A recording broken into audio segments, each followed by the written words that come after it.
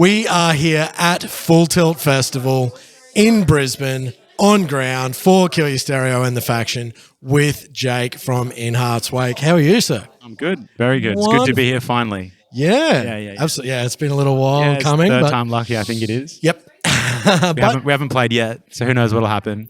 Lightning. I mean, come on. Don't jinx it before you're even on the stage yet. I'm not. But, I mean, you guys are on an incredible little run at the moment. I mean, you've just put out Green is the New Black as well. That hasn't quite premiered everywhere yet. You're still doing the little cinema premieres all the way down the coast in Australia. So that must be a culmination of a number of years of work of putting together that film and you know, putting out an incredible message into the world. Has that been incredibly satisfying to see that message, you know, really hitting home and impacting with people with the release of that film? Yeah. Without a doubt. Yeah. It's 3 years, 3 years of work, but then like, you know, a legacy of since we're teenagers. Yes. Because there's some footage in there which goes back. Oh, incredible. It's not much, but it's, you know, to establish the story, but really follows the last 3 years of the band's journey and the things that the band has done since the ARC campaign. So actually it's 4 or 5 years, to be fair. And the best part has been not just getting it on the screen and having people watch it and enjoy it, but it's Connect been with it. Yeah, it's been the Q&As afterwards, actually. Oh, right, yeah. The discussions. It's more of a discussion than a Q&A, but it's prompted by a question in the audience, and then people will join in on that, and it's like, oh, like that wasn't interesting a perspective, or, you know, like, can I get it to play here? Yes. Or like, and then we've had some really amazing people stand up who are like founders of big festivals and say, because of this and your bold moves, I'm now going to implement a carbon offset into every ticket next year, and things like that, where they just like, and you kind of sit there and go, wow, like that's going to make ripples going outwards. That footprint will just get larger and larger of the what you've done.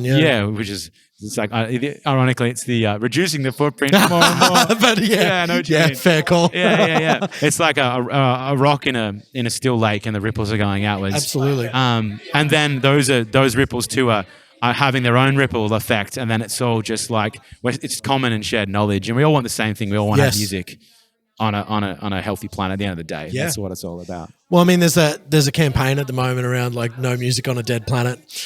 So, you know, sort of the same message delivered via a different message, a different platform as well. But, you know, that's it's been very inspiring to see you and what you guys have done with, you know, doing things like, you know, printing your vinyl on, you know, recycled materials, and, you know, making sure that that's as carbon neutral as it can be, and, you know, that's then rubbed off onto UNFD as a label as a whole with all of those re-releases that they did as well.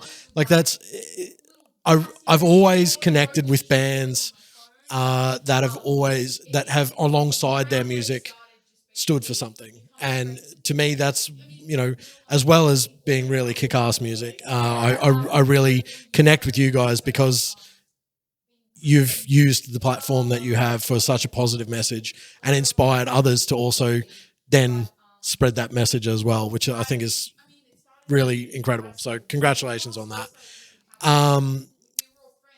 But on a little more somber note, you know, you guys are from the Byron and sort of Northern Rivers area down there.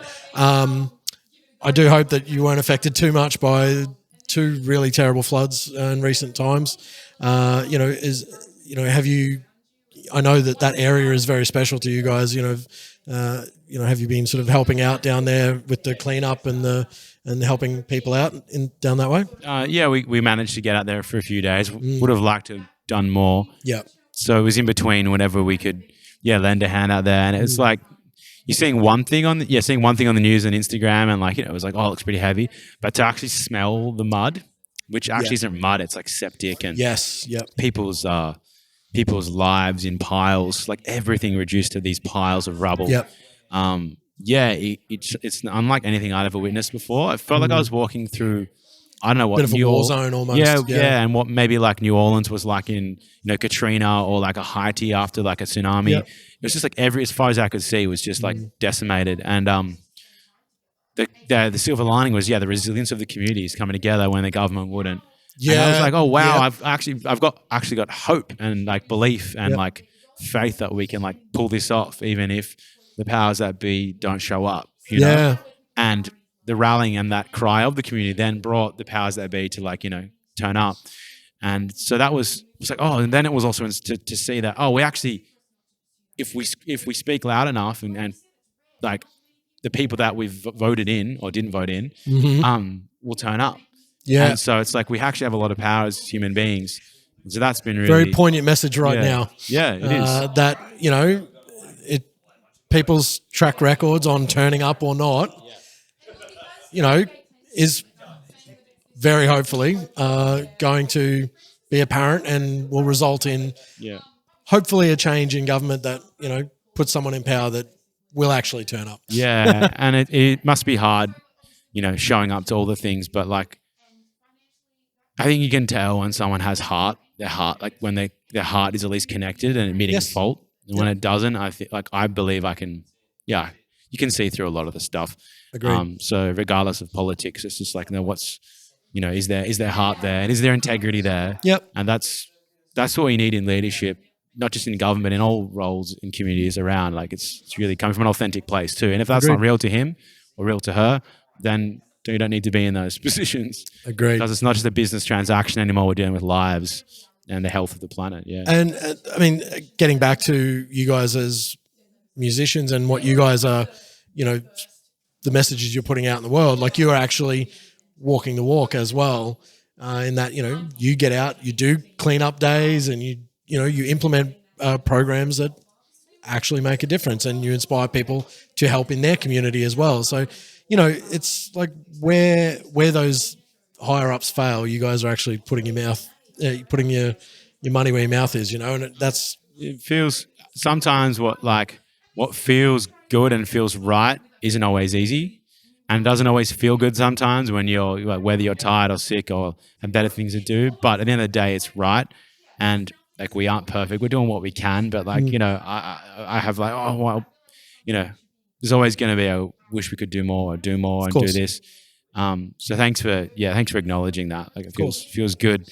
But yeah, like at the end of the day, we are just a bunch of like dorky artists that just want to play music. Yeah. But it's been like this conflicting thing as we progress with our music. Like, oh, like I can't just ignorantly do this thing. And it's not about a conscience. It doesn't feel right to just keep taking, whipping or flogging that horse without going, actually, this horse is really tired and doesn't like to be whipped. So that's sort of this, like, we're in this interesting growth period where finding ways, how can we do this in a way that feels right and is right?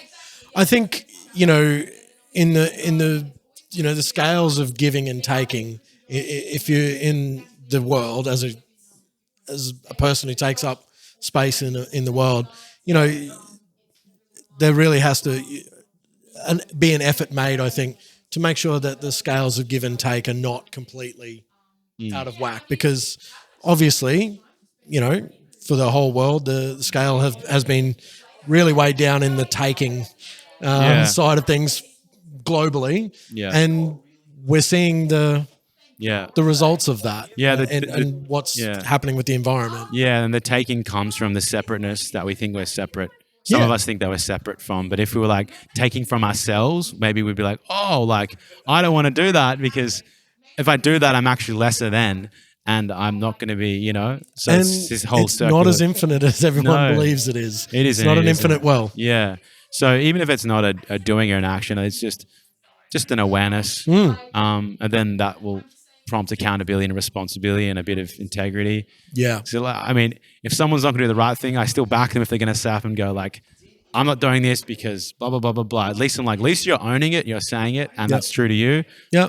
I'm not going to tell what's right and wrong, but those that are in the ignorant place of it and or just denying it, then that's a whole other level of not taking accountability. Yeah, for sure.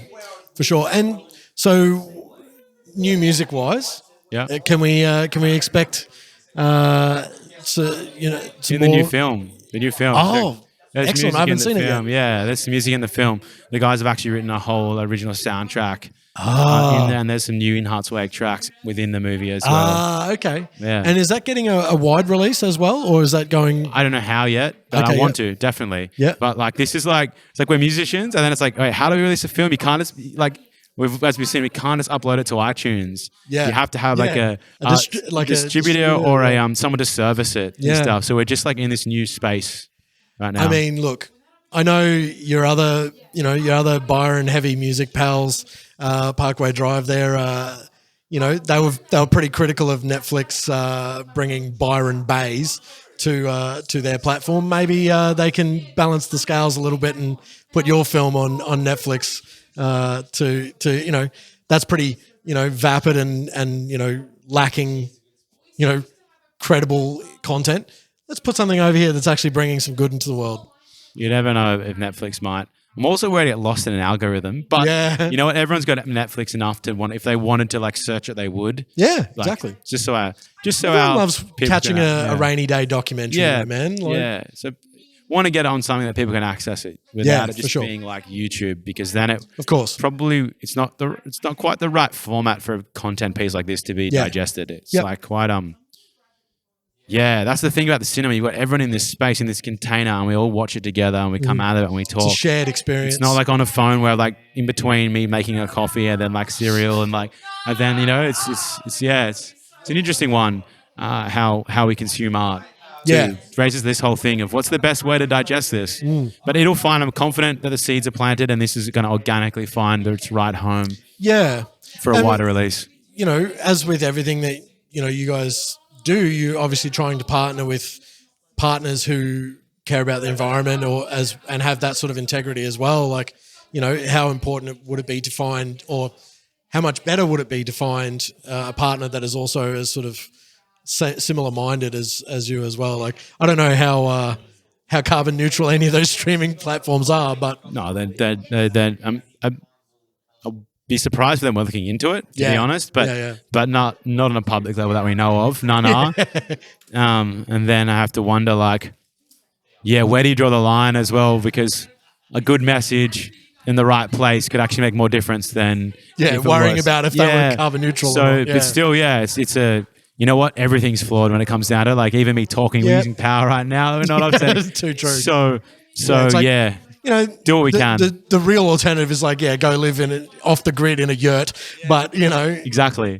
Maybe we'll get our techs to just sit there and power bicycles that powers the stream or something, and then we'll just switch around between the band members and keep it going. I don't know what we'll do. Find a way. Yeah. But anyway, I wanted to say congratulations on the last couple of years of putting that film together. It's incredible. I've not seen it, but I love the message. I love Lily, who works for Kiwi Stereo, is actually in it. Yeah, she is. She packed our CDs and vinyl, and she had cuts all over her hands because no one else could show up. She had all the requirements to be able to be in that warehouse doing it. So she really walked the walk and showed up for us. So really, is fantastic. You know about the materials that we used. You're being the voice of this. Amazing. Yeah, that's great. And I know that she is so proud of you guys for doing what you've done. So it's I'm really stoked for you, and congratulations, and have a great set today. Thanks, man.